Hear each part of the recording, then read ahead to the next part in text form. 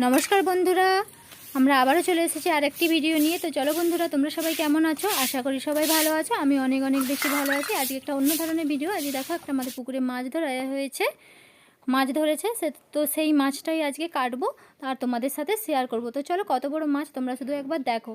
এই দেখো বড় মাছ, একটা রুই মাছ ধরা হয়েছে। তো চলো বন্ধুরা, এই মাছটা আমরা এবার কেটে নেব। তো তার জন্য লাগবে আমাদের বঁটি আর পিঁড়ে। তো চলো একটা বঁটি আর বসার জন্য একটা পিঁড়ে নিয়ে আসি। এই দেখো বঁটি আর পিঁড়ে। তো চলো বসে পড়ে, আর একটা চুবড়ি এনেছি, ওর মধ্যে কেটে রাখবো। একটু ছাই নিয়েছি, ওই মাছটাকে ছাই মাখাতে হবে, নাহলে হড়কে যাবে, তো মাছটা কাটতে পারবো না। তো দেখো মাছটা এবার আমরা কেটে নেব। প্রথমে পাখনাগুলো পরিষ্কার করে কেটে নেব এক এক করে।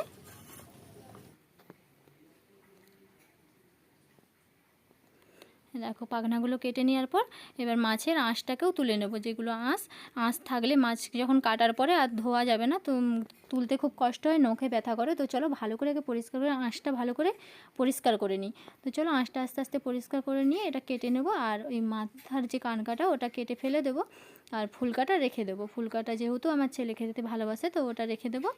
তো চলো প্রথমে কেটে পরিষ্কার করে নিই। আর মাথাটা কাটবো, এই ধার থেকে একটু কাটবো, ও ধার থেকে একটু কাটবো, যাতে ওর যে পিত্তটা থাকে সেটা না কেটে যায়। কেটে গেলে মাছটা তিতা হয়ে যাবে, আর ভিতরের যে তেলটা থাকে মাছের সেটা নষ্ট হয়ে যাবে। ওটা খেতে খুব ভালো লাগে তেল দিয়ে বেগুন দিয়ে বানাতে। তো চলো বন্ধুরা, মাছের পিসগুলো কেটে নিই। আর দেখো কত বড় বড় মাছের পিসগুলো হয়েছে। এক এক করে মাছের পিসগুলো কেটে এবার এখানটা পরিষ্কার করে ফেলে দেবো আঁশগুলো। তো চলো মাছটা কাটা হয়ে গেল, এবার আঁশগুলো ভালো করে ফেলে দেবো, বটিটা সরিয়ে। এই দেখো এবার আঁশগুলো ফেলে দিয়ে আসি পরিষ্কার করে, তারপরে মাছটা ধুইব। তো মাছের পিসগুলো গনে নিচ্ছি, কারণ অনেক।